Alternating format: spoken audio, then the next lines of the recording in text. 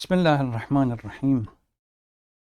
الحمد لله رب العالمين، نحمده ونشكره على هدايته، ونصلي ونسلم على سيدنا ونبينا محمد وعلى آله الطيبين الطاهرين الجبين. اللهم. Sisters and brothers, Assalamu alaikum.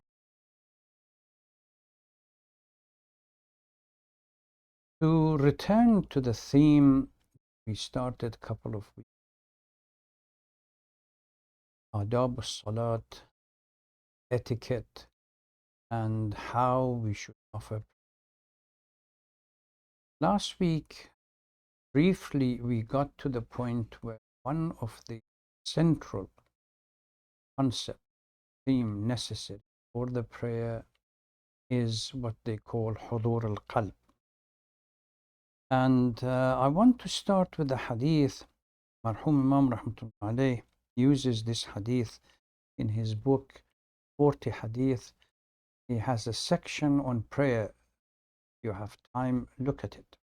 It's a little bit dense, but there are a number of verses, chapters, and passages in the Quran and Hadith that are useful. I think it's 23rd or 20th Hadith of that book. Hadith is narrated from Imam Ja'far as-Sadiq salawatullah wasalam, that stated, this is written even in Torah, Yabna Adam, تفرغ لعبادتي أملأ قلبك غنى ولا أكلك إلى طلبك وعلي أن أشد فاقتك وأملأ قلبك خوفا مني وإن لا تفرغ لعبادتي أملأ قلبك شغلا بالدنيا ثم لا أسد فاقتك وأكلك إلى. O son of Adam, if you make yourself available for my worship by detaching yourself from all else, I will fill your heart with richness and will not abandon you, and will let your heart be full of fear or reverence for me, and will remove poverty from life. But if you do not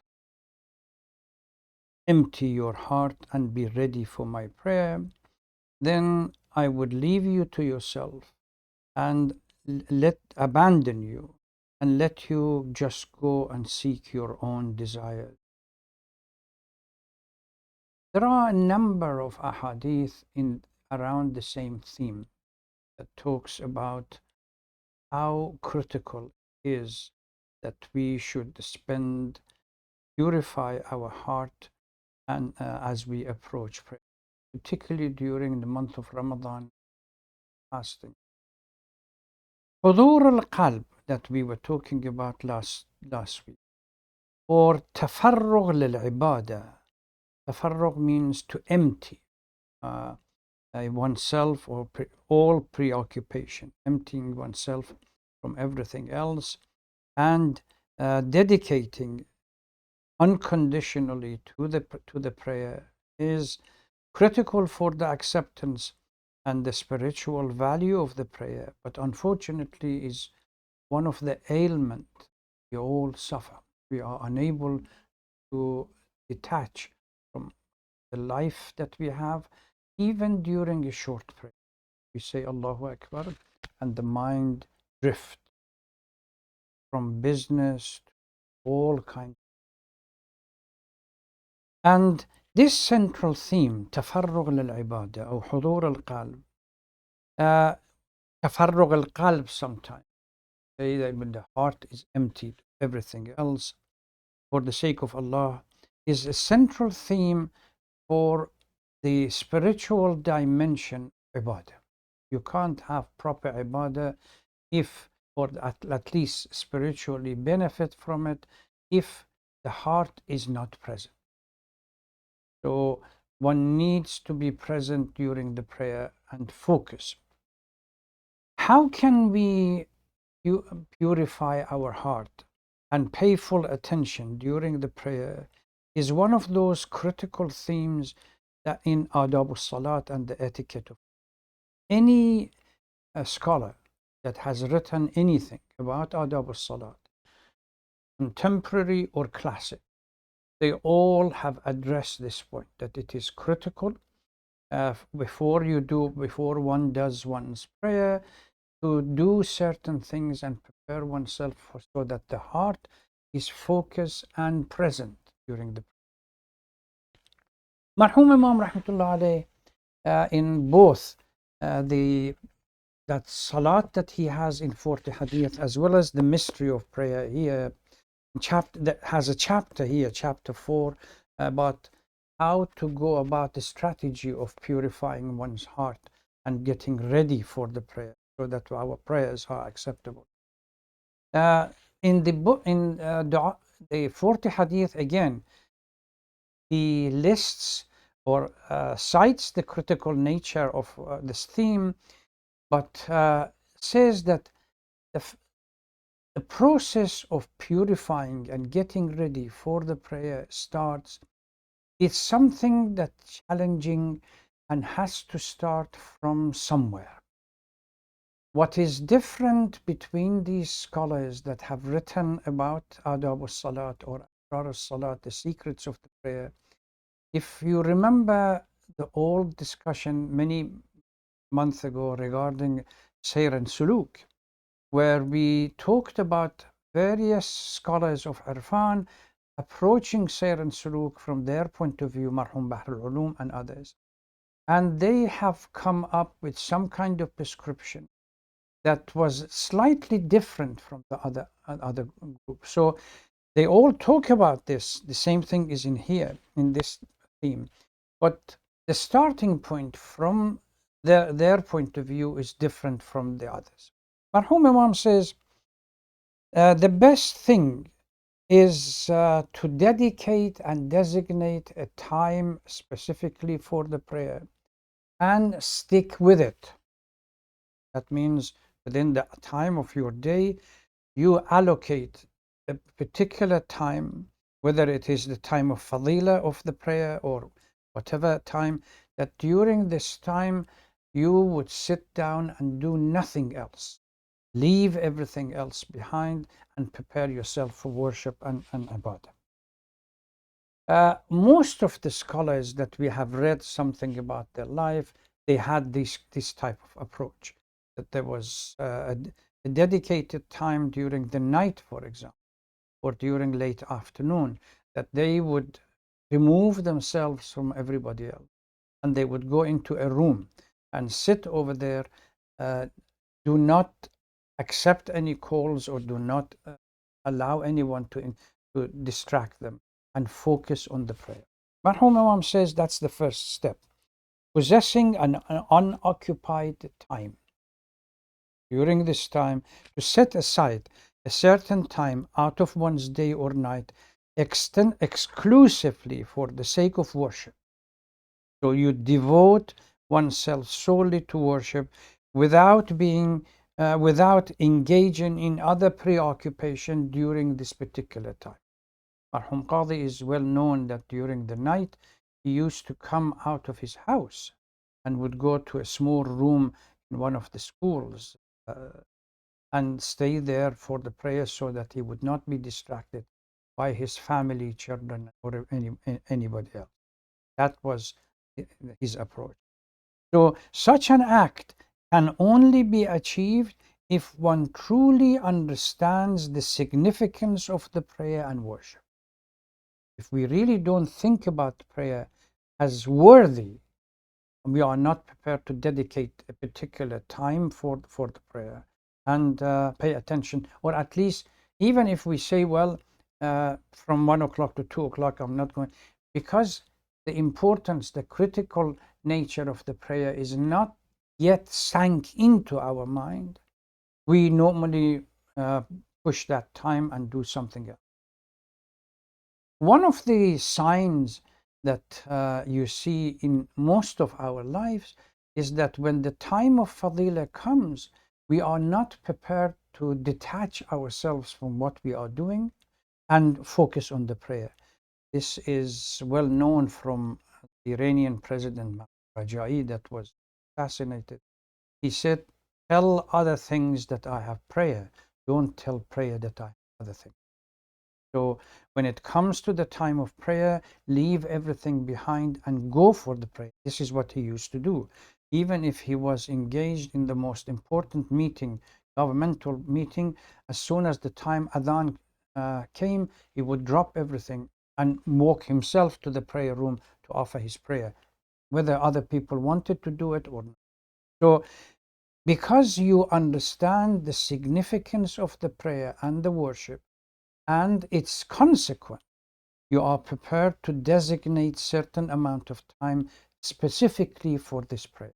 And unfortunately, this is something that we all miss because we really don't pay attention to the prayer. Prayer doesn't have that significance that it should have as a somehow mi'raj, ascension to heaven.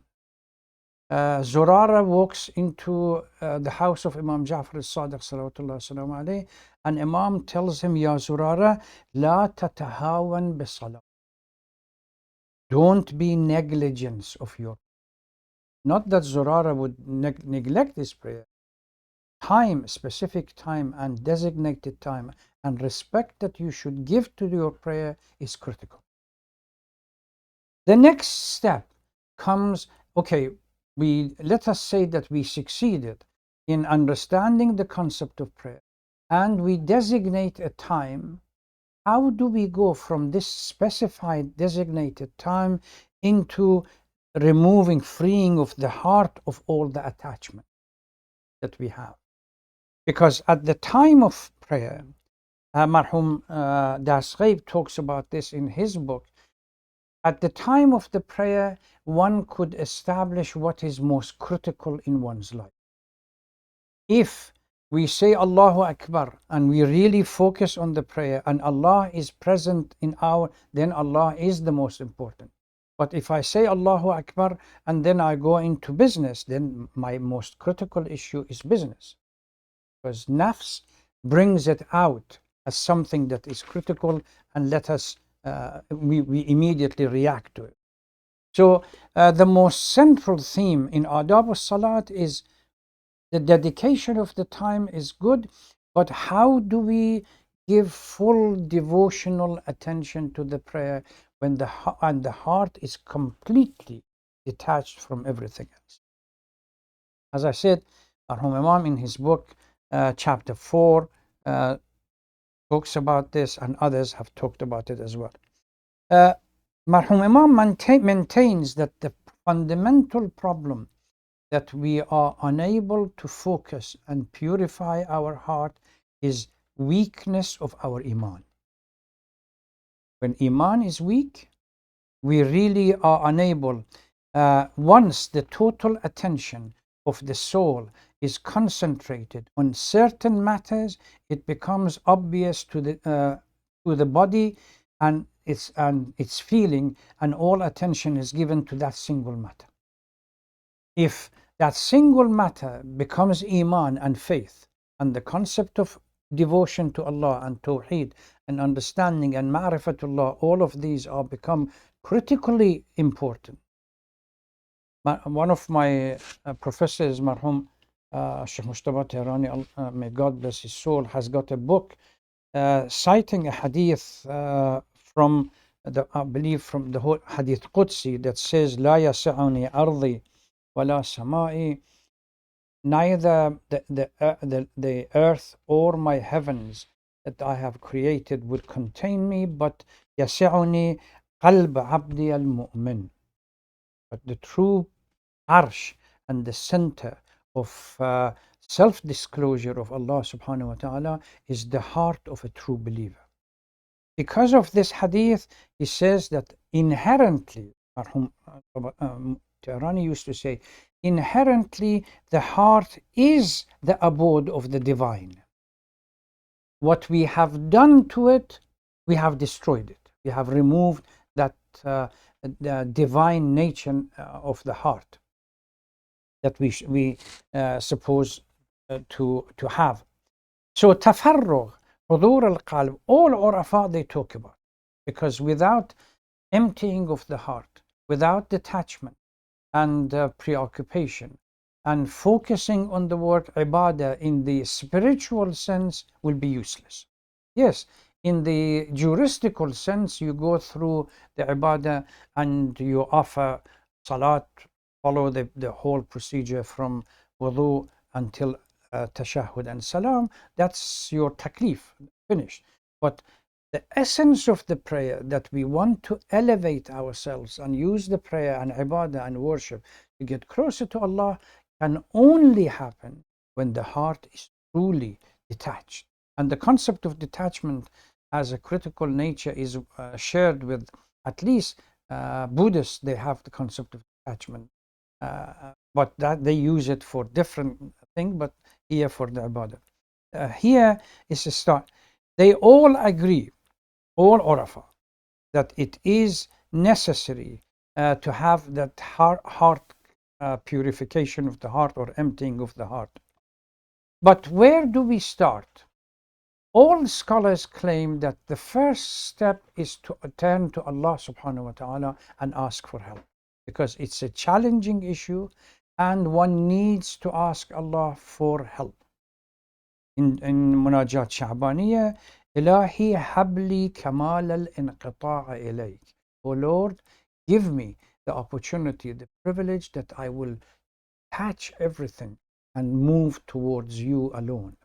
So you ask Allah subhanahu wa ta'ala, and there are a number of short sayings from Amir al-Mu'mineen, the end of Nahj al-Balagha, that ask the first step of taqwa from Allah, and then use that taqwa that Allah gives you to establish and generate more taqwa. Without Allah, we will not be able to do anything. So the first step is to seek help from Allah and use that help and assistance to generate and strengthen our own power to be able to move forward.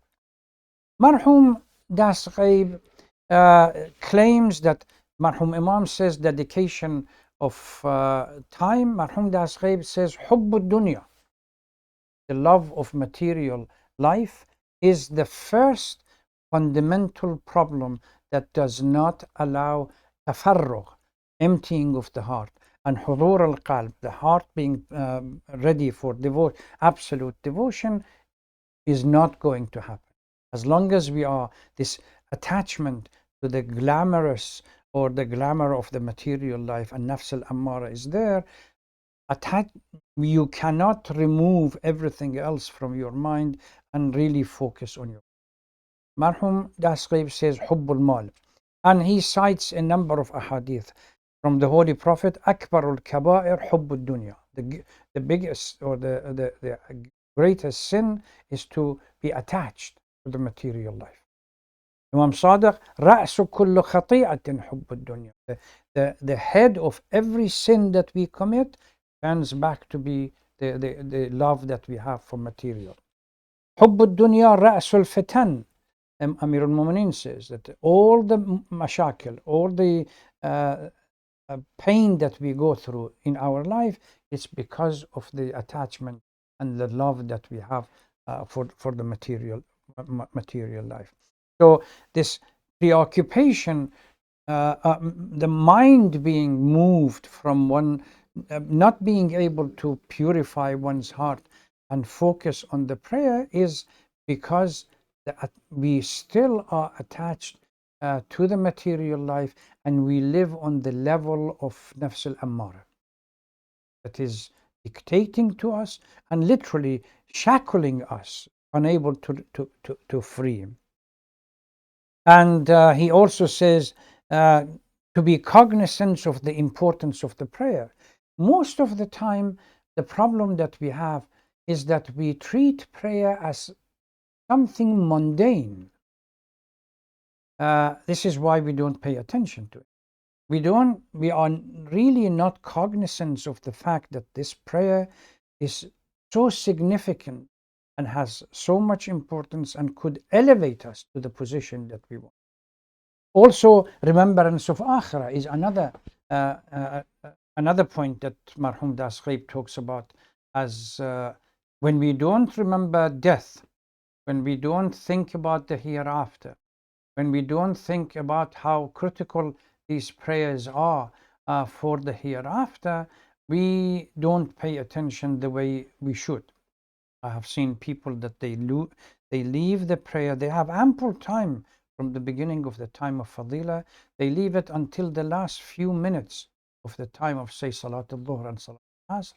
And they stand in prayer. They go through the ritual so fast that you don't know when did they say Allahu Akbar and when they say Assalamu alaikum.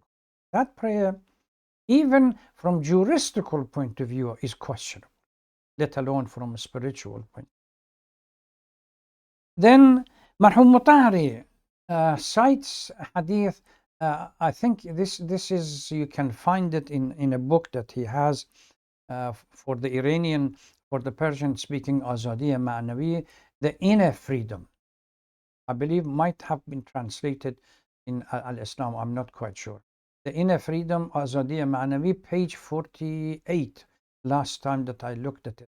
He talks about this freedom of the heart and how can we remove everything else. He believes, he cites a hadith from Imam Ja'far al-Sadiq salawatullah salam alayhi that says, Al-ubudiyya jawharatun kunha al-rububiyya.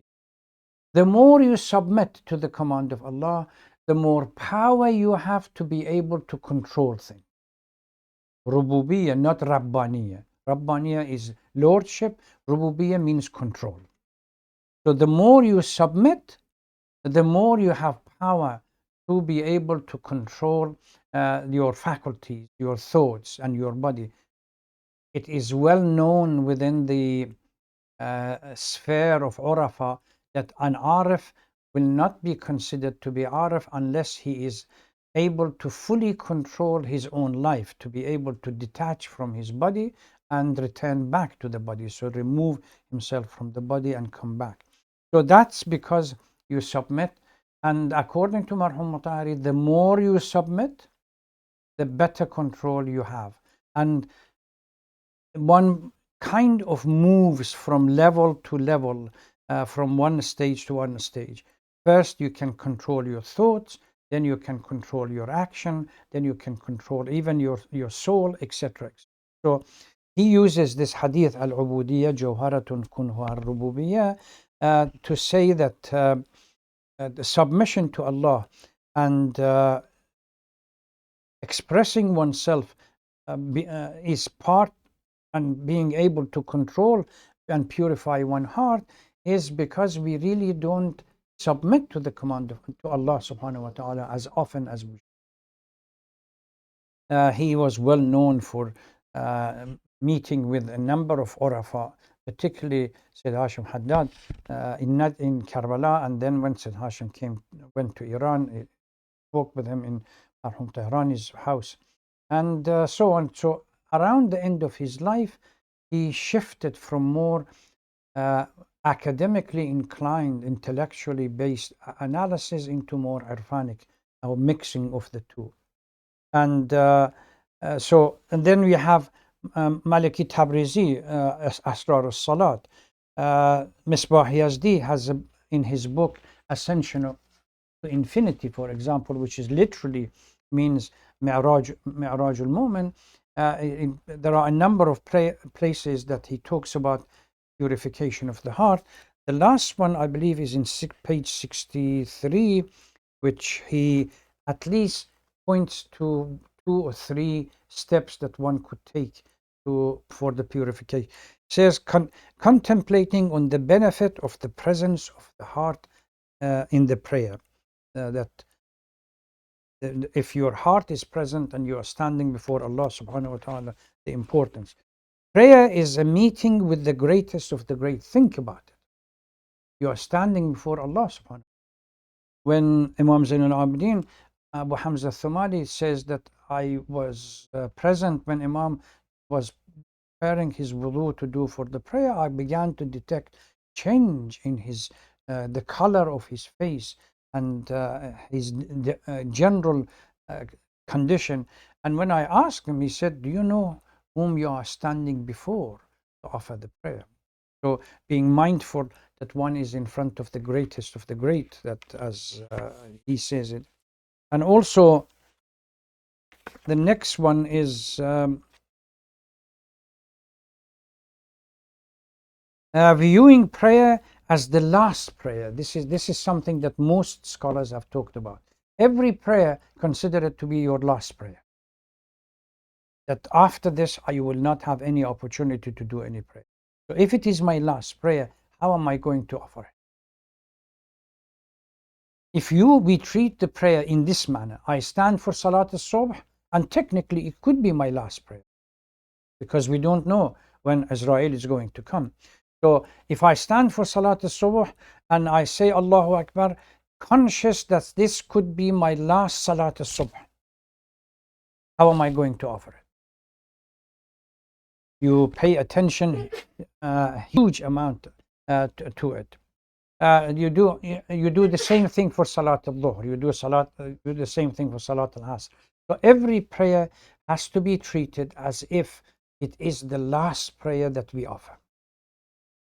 So if we go through these, but if we add all of them together, neglecting the minor differences of a starting point between Urafa and scholars that are writing about Asrar al-Salat or Adab al-Salat or anything, all of their advice comes down to one major issue and theme, and that is God being present, being conscious of Allah subhanahu wa ta'ala in our life, which is the concept of taqwa.